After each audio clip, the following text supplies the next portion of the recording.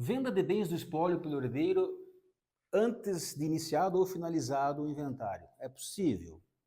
Eu sou Michel Padilha e nesse canal eu te mostro passo a passo, bem assim, questões práticas da atuação extrajudicial na regularização de imóveis e nas sucessões.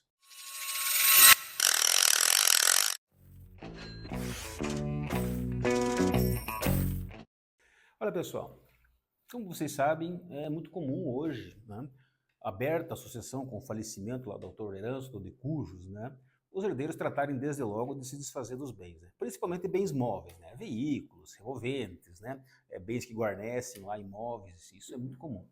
Porém, quando se trata de bens imóveis, muitas vezes surgem aí questões e dúvidas, né, até mesmo para o profissional que atua na área de como atuar nessa situação. Normalmente há o conflito de interesses de vários herdeiros, né? Alguns às vezes até ocupam áreas, imóveis, lotes, né? E aí muitas vezes começa aquela coisa de eu vou vender, vou passar para frente, não quero ficar, não vou esperar o fim do inventário, não quero pagar inventário, não tenho imposto para pagar inventário. E começa a surgir aquelas soluções alternativas aí que acabam muito mais tumultuando, né, os procedimentos de arrolamento de inventário do que ajudando.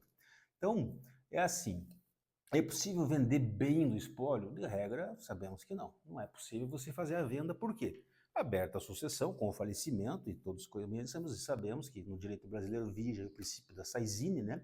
Que os herdeiros passam a ser titulares de bens do espólio a partir do falecimento, né, do decujus. Porém, esses bens não estão partilhados. Formalmente, eles compõem uma massa, né, única, toda, e muitas vezes um condomínio, né, de herdeiros ali sobre as áreas, sem definição do quinhão de cada um. Então, somente com a formalização do inventário, com a prenotação no registro imobiliário posterior, do fracionamento dos quinhões, é que se poderá estabelecer efetivamente o que pertence a quem. Até então, compõem todo uma massa, né? E nesse sentido, o que acontece? Muitos começam a fazer o que a lei chama, e a única possibilidade é, salvo a exceção legal, a cessão de direitos hereditários, né? A cessão é aquela em que, por um valor determinado, ele vai e vende a um terceiro, ou alguns herdeiros vendem a um outro interessado os seus direitos hereditários sobre o todo, sobre o quinhão, sobre a massa total do inventário. Porém, são frações indefinidas, né? Ninguém sabe aonde fica aquela fração. Ela compõe o todo. Não? Então, para que isso seja daí regularizado e regulamentado, precisa que esses quinhões ou essas seções, os cessionários, habilitem no inventário judicial ou extrajudicial as suas aquisições ou as suas cessões, né? Para que elas sejam partilhadas normalmente. Então, não é raro terceiros, né, adquirentes de sessões hereditárias compor aí o inventário na condição aí de partícipes, né, da divisão patrimonial. Acontece que isso gera aí uma série de situações. A cessão de direitos, né, quando ela é feita e é vendida, muitos cartórios exigem, de acordo com a legislação municipal, que se recolha o imposto, porque a cessão de direitos hereditários que é vendida, ela é onerosa, e a cessão onerosa ela incide na base do ITBI, que é o Imposto de Transmissão de Bens Imóveis. Existem opções aí em que o cartório ou o tabelionato que faz a cessão não exige o imposto, existem outros casos que se exige o imposto já na escritura, alguns só no registro, né? De qualquer forma, mesmo que você registre essa cessão no registro de imóveis, pagando ITBI e tudo mais, essa cessão ela só demonstra e prenota na matrícula que existe um direito hereditário adquirido e existe uma expectativa de regularização disso futura. Porém, pelo princípio da continuidade dos registros imobiliários, é necessário que antes venha a prenotação da partilha formalizada e finalizada, para que essa cessão depois se transforme efetivamente numa fração independente, possa lá ser subdividida, desmembrada, enfim, de acordo com a possibilidade do procedimento, né? Então, o que acontece? Muitas vezes se compram direitos hereditários através de cessões, né? E isso gera um problema, e o inventário não é terminado. Isso não é raro de acontecer, porque as pessoas acabam não tendo dinheiro para finalizar ou para recolher ITCMD, que é altíssimo, né?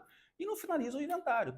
E o cessionário, naquela esperança, ele fica com uma cessão registrada, né, um documento válido, porém não partilhada. Porque sem o inventário não há como você dar andamento na cessão enquanto fração subdividível, né, dentro daquele lote e daquela área.